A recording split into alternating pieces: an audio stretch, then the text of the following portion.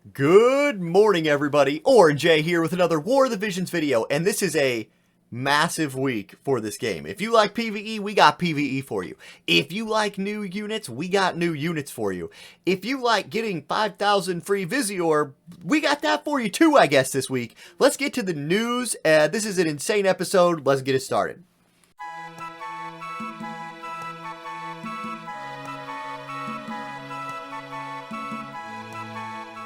Alright, so let's jump straight into the notices, and here we go. Now, first off, like right off the bat here, you're going to see some really cool news. We're getting 5,000 Vizior. Everybody's going to get 5,000 free Vizior because Vizior was the first guild in Global to hit the Legend Guild rank. They hit it several weeks ago, actually. This isn't something they just did, but it's taken a while. They gave out 5,000 Vizior on JP when the first guild hit this, and then people were kind of grumbling that we didn't get it in Global when Vizior got there. So good job grumbling, everybody. It looks like they heard you. Here's 5,000 free Vizior to everybody. And, you know, be heard, right? Like, maybe we wouldn't have got this if people hadn't been paying attention to the JP side and made a fuss about it. So good on everybody who did that. 5,000 Vizior for all of us. And way to go for recognizing Vizior for this accomplishment. I know those dudes. They try super hard. It's awesome. Okay, next up. We're getting new units this week. We thought we would get a break between the summer units. I was anticipating a vision card or something this week. No, we're getting Murage and Charlotte. Now, Murage is a quest unit like what Camilo was. You put your Earth team together, you go get him. He's 100% free. You just have to have an account that can farm him. He'll be there forever. You can get him whenever you can. Charlotte is a new unit. She's not limited. She's just being added to the game. She's a great unit to pair with somebody like Cloud if you're going for him in Final Fantasy VII, and that she's coming out at least a couple of weeks before Final Fantasy VII is kind of a nice thing compared to JP, where she came out, I think, like right before he did. So anyway, she's coming out magic tank, really strong unit. If you don't have a big time magic tank, she's somebody you might want to look at. So they're both coming out. They're both getting their EX jobs. Here's kind of a look at Murage. I'm going to say I've been impressed with Camilo lately. Murage going to be just as impressive, I think. He's got Savage King, Paladin, and Ninja. Savage King is his own new job. He does not have a limit break, again, just like Camilo, but that doesn't exactly slow Camilo down. Tyrannical Slash, raises his own slash attack resistance piercing rate, which is a big deal, and then does large damage and inflicts slow, or has a chance to inflict slow. And then Serpent's Stance, raises his own defense piercing rate, defense, and spirit for 3 turns, and lowers healing power. So big time, like, aggro guy with an axe. We're getting an axe user this week. It's just not Summer Killfay. If you're waiting for the summer units, I'm thinking that's probably next Wednesday. So when you're looking at somebody like our next girl here, Charlotte, remember to stay strong if you're trying to stay strong. If you were planning to go Charlotte Cloud Lightning event, this is your time. Here's Charlotte. So know your plan, right? If you're saving for Summer Killfay and Summer Elsie, that's probably next week. If you're going for the Lightning Squad, here's Charlotte. All right. She has her limit break is Protector's Holy Judgment, large damage, lowers attack and magic for 3 turns, and significantly raises her own defense and spirit for 1 turn. Big AoE, really good limit break. Lightning Strike, lowers target's lightning resist for 3 turns, and then and significantly lowers reaction ability activation rate, then deals large damage. So take that, Yuna. Don't proc your Aeon Bond on that. Then Swift Judgment, medium damage, to targets within range, and lowers agility for 3 turns. Notice it hits in a nice little AoE. Guys, Charlotte's a really fun unit. I'm really excited that she's joining the game, and she's going to be here forever. So you don't have to rush with her. She's not a limited unit. Okay, Murage's new class. There's Charlotte's new class. They're going to be bingo boards for Charlotte. Cool. She's going to have, you know, Knight of the Sacred Shield training quest you can do once a day to get her job leveling up units or materials, so make sure and do that. EX jobs. We're also getting EX for Mariluke and regular Little Leela, not Halloween Little Leela, the SR unit Little Leela. And I've actually heard that she's like sneaky good. I don't know, I'll kind of look into that. I'll think about putting a video out for her, you know, as I have time. It's a big week, so look forward to videos for these new units. 3-star Esper Awakenings. This is more big news. Shiva and Ogre are getting 3-starred, so you can start taking them up to, you know, max level. Shiva is one I've been waiting for a long time. She's a really fast Mage Esper, and we've needed another one of those, I think. And she's getting Paralyze resist added, and Paralyze is kind of all over the game right now, so I like to see that. Ogre, I mean, Ogre's not as big of a deal, but he is getting Disable resist, and you guys know how bad Disable is. When you get disabled, it sucks. Okay, the new units will have a JP bonus. Charlotte's shards will start dropping in the Chocobo Expedition, all regular stuff. Next up, we're not done. We're at 9 million downloads for the game, so we're getting a campaign for that. Now, at first I was like, this is probably just, you know, they have some kind of login bonus that's themed every week. But notice this thing right here, the 300 NRG campaign. I was like, what is this? So I start scrolling, right? I'm looking down. Okay, first of all, for logging in every day, we're going to get Charlotte shards. Good, I like that. Large energy pots, good, and a couple shots of large energy pots, which is really nice. A Blossom of Paradise on day 7, you know, lots of Vizior, and then these 9 million medals, download medals. I don't know what these are. I don't know if we're going to be able to exchange these for shards or something. This is a new thing. We'll have to see what these exactly can do. So anyway, okay, we're getting all that stuff. Then the challenge missions, the 9 million downloads challenge mission. I was like, what is this? As part of the 9 million download celebration, we'll be having a limited challenge missions where you can earn up to 50 9 million downloads medals as bingo prizes if you clear the missions. So there's going to be a special bingo board to get more of these medals. Maybe this is just medals you can change for shards of whatever. If so, that's going to be 50 there, plus another, how many here? 25, 50, so that's 100. I can't commit on exactly what these are yet. Never seen these before, but that might be 100 shards of just whatever you want, which is pretty dang cool. Okay, moving on. The energy campaign. You know how when you log into the game sometimes, it's like, hey, congrats for logging in, and it gives you like a small energy pot? Instead of that, now it's going to give you 300 energy.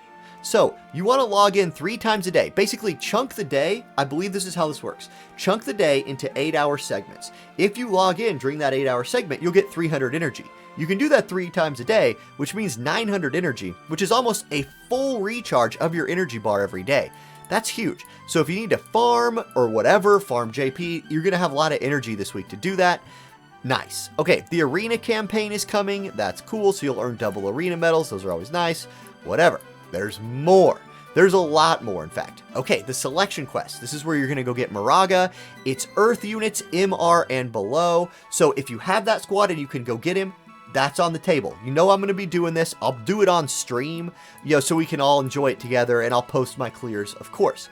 Interlude Scene 3 is coming out, so that's cool. That'll complete this next series of interludes.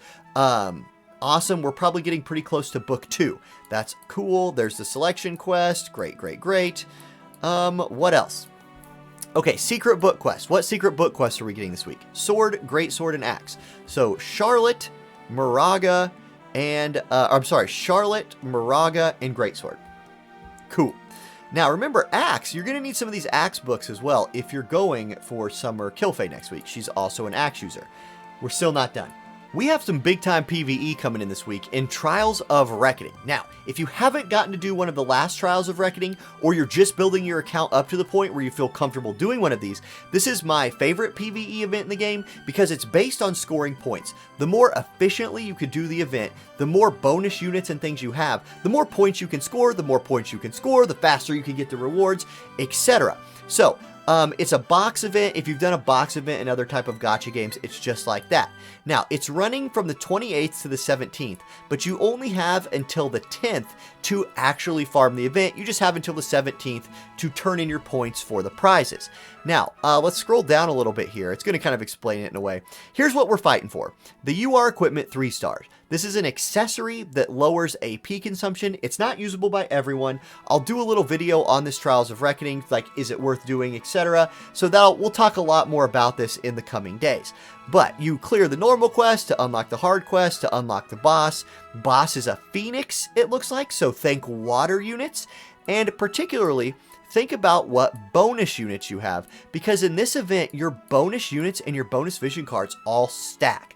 So here's your bonus units. Of course, the 2 new summer units are big time bonus units, along with Charlotte and then more. Moore is the sneaky one here. If you have Moore, I think she's going to be probably one of the best units to take on this boss, and she's an XL bonus. Remember, they all stack. Use as many units from this list as you can to have the best team to take this down and score the most points. So for me, I'm going to build up my Lilith as much as possible, combine her with my Moore. My Moraga probably won't be ready. My Corwell, I mean, I guess I could build Corwell now. So that might be my squad looking something like that. I have Ildira, so there's more bonus points. And then Mariluk and Little Leela for the small bonus. I typically don't worry about the small bonus very much. It's pretty minor. Now, there's bonus vision cards this time. So for using these vision cards, this is not like the raid where you just have to own 1 or 2 vision cards. You actually have to use them here. Guidance from the Stars is an XL bonus. This is Moore's vision card. Guion, like a UR vision card that's pretty old at this point, is a large bonus. Echoing Screams, a large bonus. This stuff right here makes me think about, like, you know, slashing damage. These are both big time slashing damage cards. Guidance from the Stars is good for more, etc. New test subjects is a medium bonus. Titan is a medium bonus. And then you can kind of see the small bonus cards on the bottom here, including Secret Orders, which is a very, very good MR slashing card if you have to go there.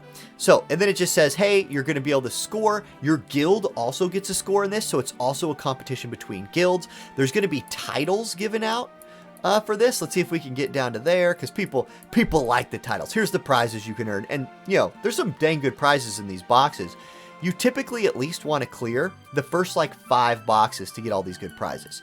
Okay, now let's look at the titles. You're going to be able to get Solitary Greatness if you get first by yourself, so congrats to the one person who does that. If you get the individual high score, you get God of Reckoning. That's a pretty cool title. Those Who Overcome, that's first in guild score. Ultra Class is first in guild high score. And then there's titles are available for the upper rankings as well. So there'll be more titles than just those. But, you know, God, congrats to everybody who earns those titles. That's awesome. Okay, I really, really like Trials of Reckoning. I remember when I was doing the one with like Cecil and Ramza back in the day, it was some of the best War of the Visions content I've done as far as PvE. So I'm really excited to get this. This is a massive week. And we still haven't got to the plays of the week and the tier list for this week. So let's get to those right now. All right, so for our first play of the week, this one comes from Macrain, who's actually going to show off our new arena map here and show off his Lightning team. Notice this Lightning team made up of Silma, the MR unit, Nivlu, a level 99 Ranger unit, and 9S, the near collaboration unit. So it's an all Lightning team, and he's taking on an all Dark squad in this fight, trying to figure out kind of what this next map has going for us. There you see it, Garvel, Dwayne, Black Rose, Helena on the enemy team. So what can this Lightning team do? Well, if you know anything about Silma, Nivlu, 9S, they are buffing units. These units love to buff. And here you see it come out. Crimson Resistance from Silma. You know Nivlu's rocking that Time Mage action. And she's actually rocking Lunaverve in this comp. The Medina TMR, get that AP up buff on the group. Attack and magic up. It's all good stuff. Now Lane and his Dark Squad, they're moving forward. They're buffing. It looks like this new map allows for some early turn buffing. I tend to like maps like that. It lets me set up who I want to go forward and engage, who I want to hang back and do damage, and you can see how his Nivlu has moved up onto that little mountain, is in a pretty good spot to be a ranger. Like that's basically where you want your ranger to be, on the mountain above everybody else, etc. So anyway, team's buffing up, moving in. 9S and Silma gonna be playing the front line here. Silma is very effective against mages. Here's Arm Shot from Nivlu, boom. Land in that disable. One thing about these dark squads that are running around, they like to run high faith. So you can sometimes, I'm going to use the word cheese, although it's a legit strategy. You can run a disable team and go for these disables. Nivlu not only brings the good buffs, but she also brings access to Arm Shot. Now, you also want to be tanky against magic, because if Black Rose Helena's on the team, Black Rose Helena is going to be bringing the damage. Silma, though, absorbs it no problem, jamming thrust for the return damage, and we're off to the races. Garvel can't really do anything because he's disabled. He walks forward.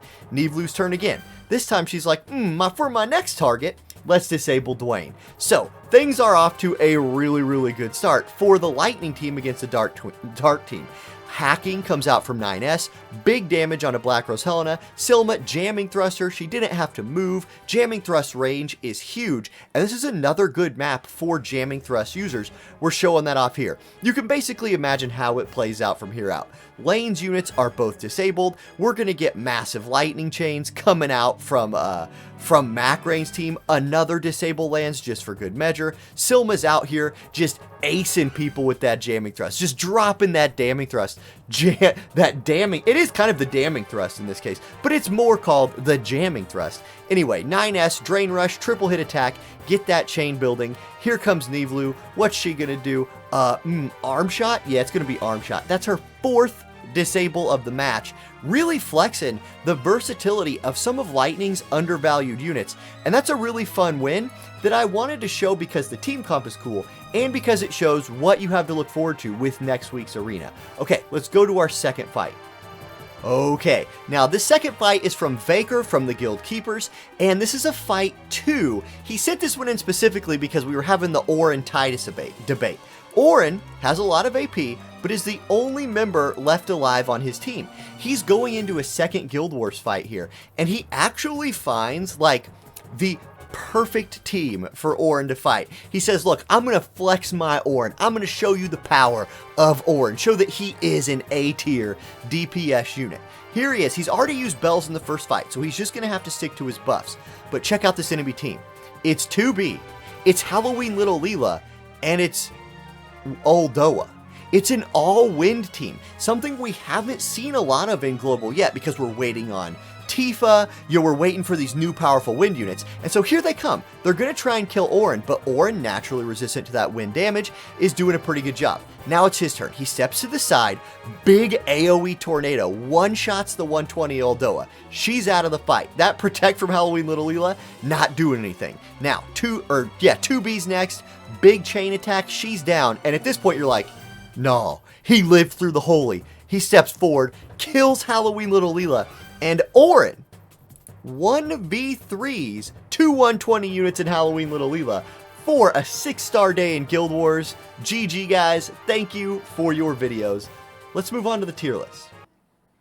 Alright, let's jump into the tier list, and there's not going to be a whole lot of changes on several of the lists this week until we get to the physical DPS tier list, where there's just changes all over the board, because y'all know that list was a mess last week, just by the nature of how many physical DPS units they are.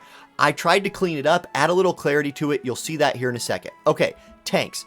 All the tanks that were good on the last maps are good on these new beach maps as far as I can tell. I still think King Mont reigns supreme. As a pure tank, I think Warrior of Light's in second.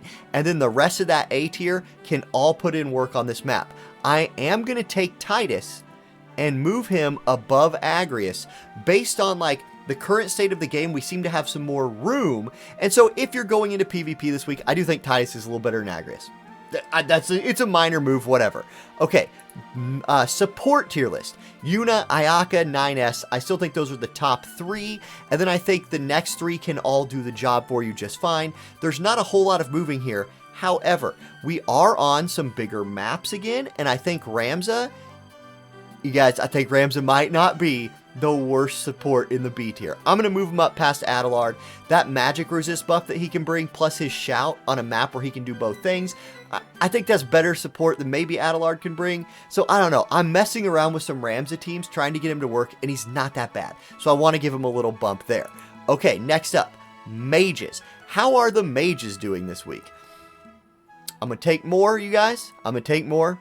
I'm going to move her to third. I've been using a lot of more. She dominates against these magic teams, and on our current maps where you can find some good matchups, she's very, very good. So I think she's the 3rd best mage in global right now. Other than that, I'm pretty comfortable with the rest of this list, just staying how it is. So let's move on to the last one, and that's the big changer, the physical DPS tier list. Notice right off the bat, I went ahead and added a double S tier to the top. I took the S tier units from last time because I said I think these are the 3 best carries in global, and I gave them their own new tier. This does not mean that I think they're like better units in the game than the other tiers S units. I just needed to clarify this a little bit. Maybe I rename these again, but those are your best 3. Then the S tier, I did a lot of moving and shaking here. And I actually moved Frederica to the wrong spot. I'm going to move her back. Okay, I still think the evasion units are really strong, and they're the top of the next tier. I think Titus and Orin are both really, really dang good. We had that conversation kind of all week over which one of them is better. I still think Titus in generally is better than Orin, but like maybe by 0.0001%, they're the same. I'm going to put them both in the middle of S tier together. Then I think you have Giza, Frederica, and Ruinstern who can all carry by themselves. And then it was into that like B tier, where it was just a whole conglomeration of units. Okay, what I did is I separated that into an A and a B tier. I just think these units that I have in A tier right here are better carries than the units in B tier. Now, I would love to see some more Corwell. Notice down here in B tier, second unit is Corwell. Somebody proved me wrong with him. He's somebody who I want to move up, but I just need to see it. Somebody I did move up was Camilo. I've seen a lot of Camilo this week, mostly thanks to a player named Kiwi Strings, who was just flexing his Camilo in the tournament and in some PvP I ran into him in Arena. Man, dude, his Camilo is legit. Camilo's a legit carry. He's climbing this list pretty fast, so he's moving his way up. Other than that, take a look at this list, and let me know if you think this is cleaner than it was before. My next thought is maybe renaming this top tier to S, this tier to A, and then having like B plus and B minus or something like that. Anyway, I'm open to suggestions. There's where it is. This is what I think the state of the game as far as tier list is right now, and I hope these continue to be useful tools for people who are thinking about investing in some new units. All right, guys.